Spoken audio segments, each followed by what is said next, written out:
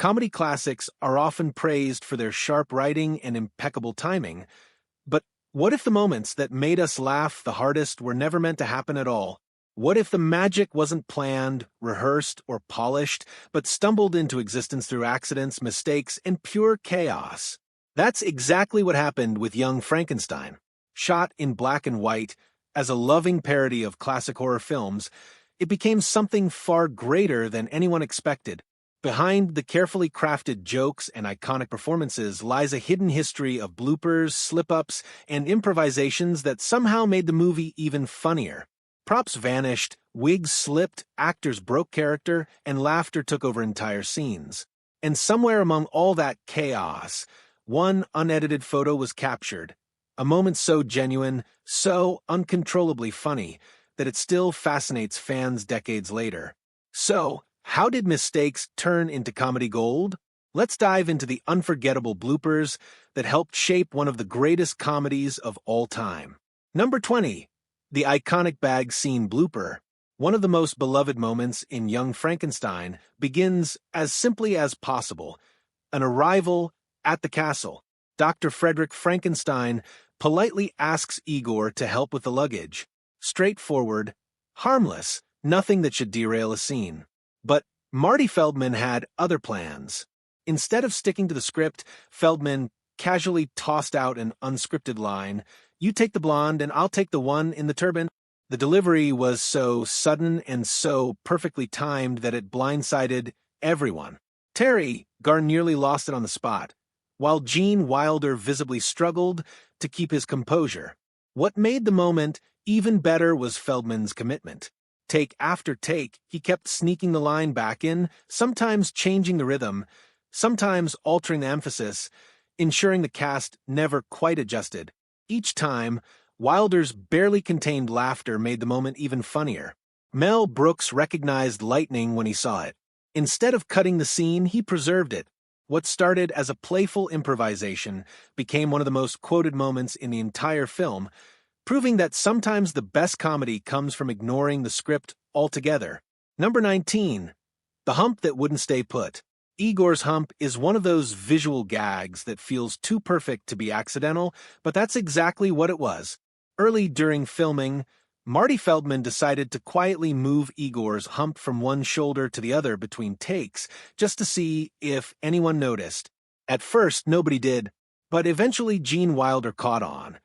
And once he did, keeping a straight face became nearly impossible.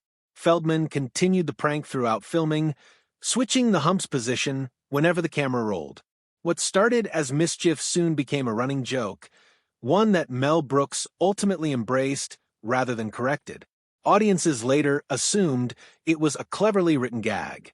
In reality, it was pure improvisation, an actor entertaining himself on set, unknowingly creating one of the film's most enduring visual jokes.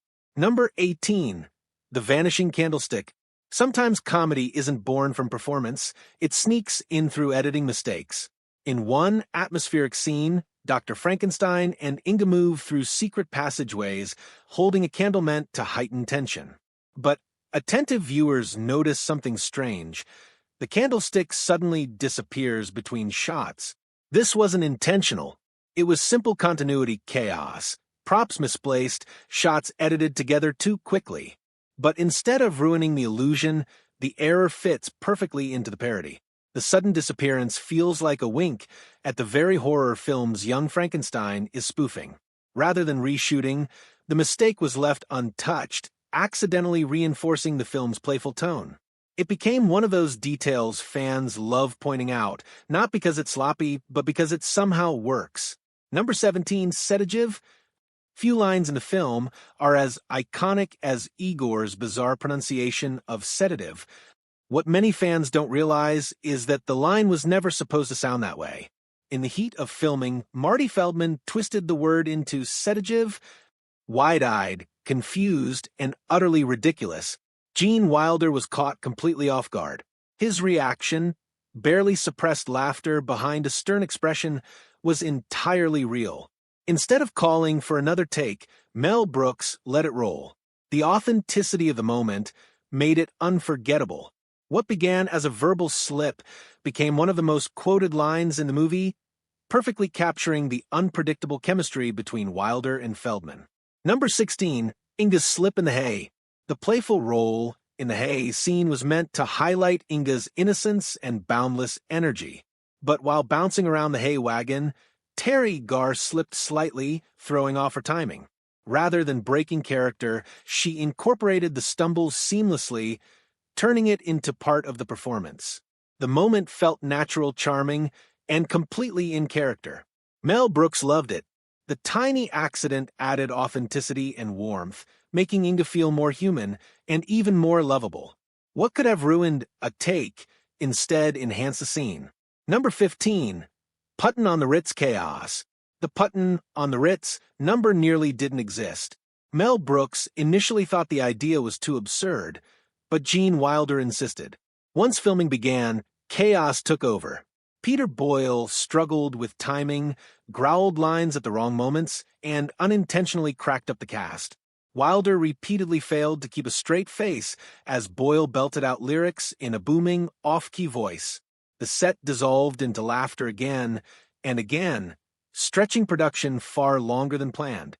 But that disorder is exactly what made the scene legendary. What nearly got cut became one of the most iconic moments in comedy history. Number 14, the door that wouldn't close. Sometimes the set itself joins the comedy. During a laboratory scene, a heavy wooden door jammed halfway as Gene Wilder attempted to close it. Instead of stopping, Wilder leaned into the mishap, expressing exaggerated frustration without breaking character. The malfunction felt intentional, as if even the environment was conspiring against Frankenstein. Mel Brooks loved how naturally the error blended into the humor and kept the take. Number 13, Follow Me, Please. In a scene meant to be serious, Marty Feldman casually added an unscripted line, Follow me, please. Delivered with an exaggerated bow, it caught everyone off guard. Gene Wilder's twitching lips betray his internal battle to stay composed. Brooks let the camera roll, capturing another spontaneous gem that added depth to Igor's unpredictable personality. Number 12, the horse sound effect.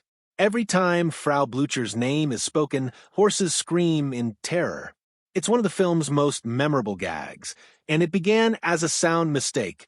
A mistimed sound cue triggered the horse neigh early, causing immediate laughter on set. Instead of discarding it, Mel Brooks expanded the gag, making it louder and more frequent. What started as an error evolved into one of the film's greatest running jokes.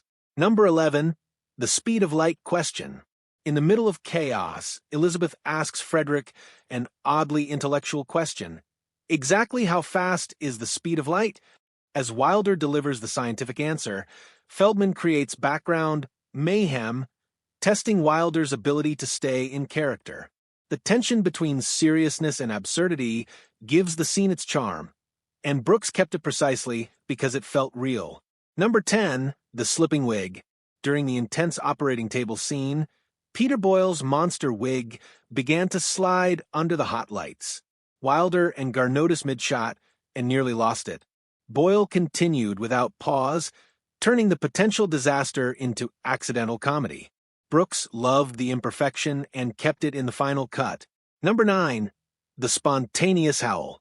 In an otherwise eerie moment, Marty Feldman suddenly let out a dramatic wolf howl, completely unscripted. The tension shattered instantly.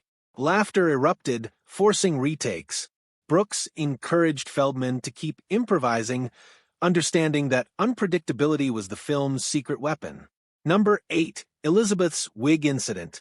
Madeline Kahn's elaborate wig began sliding during a melodramatic scene. Instead of stopping, she exaggerated her movements, turning the malfunction into part of Elizabeth's flamboyant personality. The result was comedic perfection born from a near disaster. Number 7, the coffee cup continuity error. A coffee cup appears, disappears, and switches hands between cuts.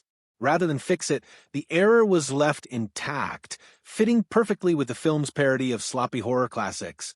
Number 6, the monster's dinner scene. Peter Boyle accidentally knocked over a prop during the dinner scene. Gene Wilder improvised a line to cover it, turning the mishap into character-driven comedy. Number 5, the stubborn fake leg. A prop leg refused to budge during a grave-robbing scene. Marty Feldman exaggerated the struggle, transforming a malfunction into slapstick gold. Number 4, the lightning failure. Instead of dramatic sparks, the lightning rig fizzled weakly. The anticlimax sent the cast into laughter, and Brooks later leaned into the failed science humor. Number 3, the shaking elevator. The laboratory elevator began wobbling unexpectedly.